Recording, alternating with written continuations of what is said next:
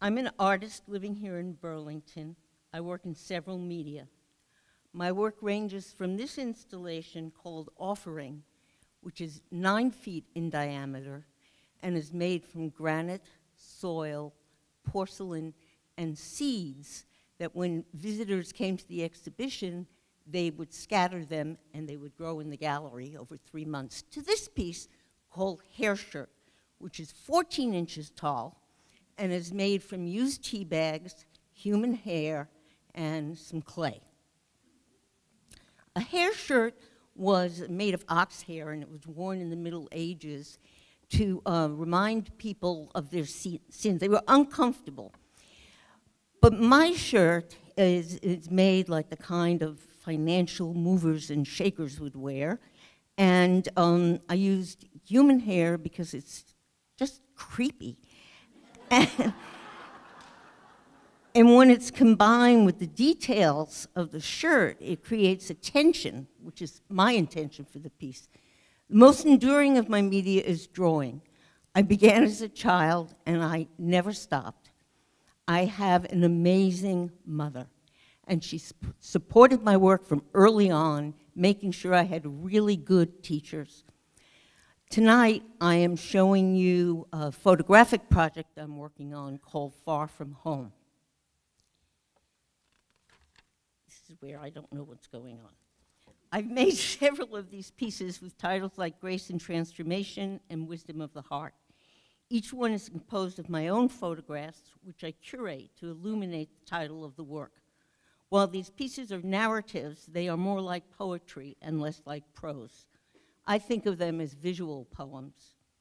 I traveled a lot this year. I was in Italy, France, and Southeast Asia. I was far from home for more than 2 months.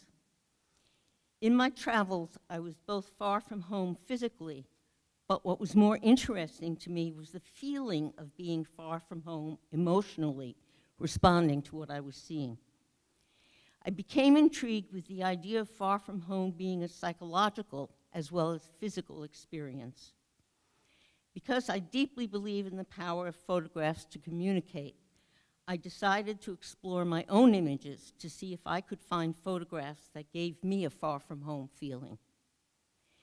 Some of the emotions I was curious about had names, but there were other feelings, perhaps even more subtle ones, that I had no words for. It is just these moments without words that most attract me as a photographer. We usually think of photographs as being about the subject matter. This is only partially true. Subject matter changes. What is more accurate is that constants are light and time. Without both of them, a photograph is not even possible. I've been exploring this aspect of photography for some time now. I've built and photographed with different kinds of cameras, from the most primitive camera obscura to different sized pinhole cameras.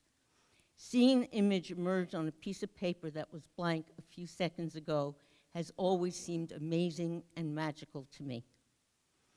As well as my picture poems, I have another body of work that explores time, and I'll tell you about it in a minute.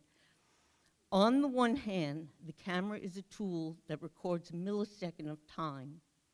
It is also unmatched by any other medium in capturing accepted reality as we experience it. However, it is also possible to keep this piece of reality invisible for as long as one wants to. You just don't develop the film. If you do this, time is actually rapidly passing. So photographs are both about fleeting time as well as frozen time. Conceptually, this fascinates me. It's like visual memories. My project about time is composed of over 60 rolls of film. Most are at least 20 years old, and they have not yet been developed. I would like to start developing all the film, and I'm looking for someone who would like to develop film with me. This is a paying gig. So if you would like to know more, please contact me. Another fantastic thing about photographs is, as the photographer Diane Gabriel has said, you never get the photograph you thought it took. It is always better or worse than you thought it would be. It is an irony of photographs that while they seem to be able to record reality like no other media, they also have an ability to misinform, especially in the era of Photoshop.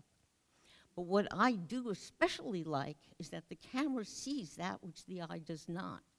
Again, more magic. Photography is less than 200 years old. That means there have only been 10 generations of photographers. My goal as a photographer is to make images that are direct and brave. I want them to be psychologically and visually rich. I also want them to be courageous and fearless, audacious and unflinching. I want other of my images to be tender, compassionate, mysterious, and wistful. I see all of these qualities in the world around me, and I want to picture them all. As an artist, my great and enduring interest is in birth, death, and the human experience, including my own. I've thought a lot about it, and I know these are extremely lofty goals, but really that is what's true for me in my work. When you grow up on the best museums in the world, you are holding yourself up against the world's best art, and that was my upbringing. Thank you all for looking at my work, and many thanks to Janie Cohn and the Fleming for hosting tonight's gathering. And also, I want to thank DJ Hellerman and Burlington City Arts for lovingly tending to the installation offering this past fall. Thank you.